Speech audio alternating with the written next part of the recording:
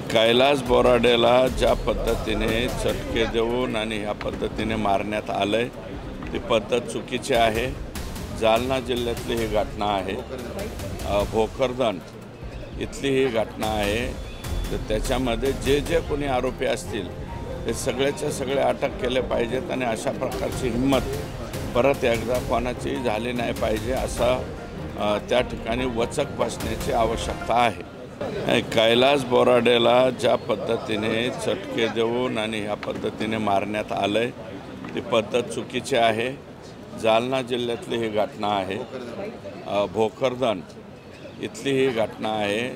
तर त्याच्यामध्ये जे कोणी आरोपी असतील ते सगळेच्या सगळे अटक केले पाहिजेत आणि अशा प्रकारची हिम्मत परत एकदा कोणाची झाली नाही पाहिजे असा त्या ठिकाणी वचक बसण्याची आवश्यकता आहे। या एकंदरीत प्रकरणामध्ये सखोल चौकशी होणं पण गरजेचं आहे सर्वांगांनी।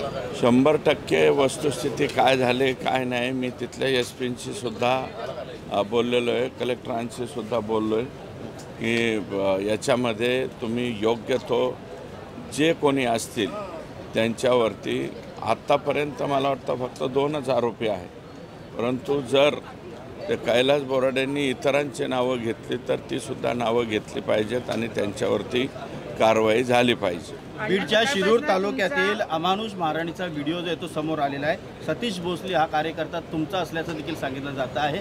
अतिशय क्रूरपणे त्याने देखील मारहाण केलेली आहे, पैशांची उधळपट्टी केलेली आहे। काय तुमची प्रतिक्रिया? मी स्वतः कालच सांगितलं या बाबतीत की ती जी घटना आहे ती घटना 1.5 वर्षापूर्वीची आहे। मी नाकारत नाही, सतीश भोसले हा माझाच कार्यकर्ता आहे आणि महिलेच्या छेडछाडीवरून तो प्रकार काहीतरी घडलेला आहे आणि याच्यावर आत्तापर्यंत जर त्याच्या बाबतीमध्ये फिर्याद दिली नसेल तर धोकरट म्हणून माझा ती घटना शिरूर तालुक्यातली नाही, बुलढाणा जिल्ह्यामध्ये का कुठं काहीतरी प्रकार तो घडलेला आहे आणि जे कोणी समोरचे पीडित असतील त्यांनी समोर येऊन गुन्हा दाखल केला तर त्याच्यावरती गुन्हा दाखल करावा असं मी स्पष्टपणे आमच्या धोकरट साहेबांना सांगितलं।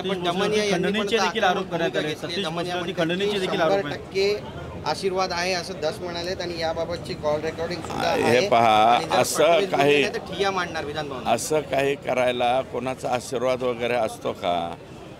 या असे काही घटना घडायला आम्ही आशीर्वाद देतो का? काहीतरी विनाकारण बोलू नये। मी स्पष्टपणे कालच सांगितले, विक्टीम तो समोरचा जो कोणी पीडित असेल तो जर पुढे आला तर त्याने फिर्याद द्यावी। भाजपचं भटके विमुक्त आघाडीचं युवा प्रदेश सहसंयोजक जे आहे ते त्यांच्याकडे सतीश भोसले। तर हे मला माहिती नाही पद आहे का नाही, ते पद तपासावं लागेल, परंतु जर त्यांच्या बाबतीत जो कोणी समोरचा तो मुलगा आहे त्यांनी आला तर त्यांनी फिर्याद द्यावी, एवढंच माझं मत आहे। आणि या आकापर्यंत सुरेश दस पोहोचणार का? ज्यांना मारहाण झाली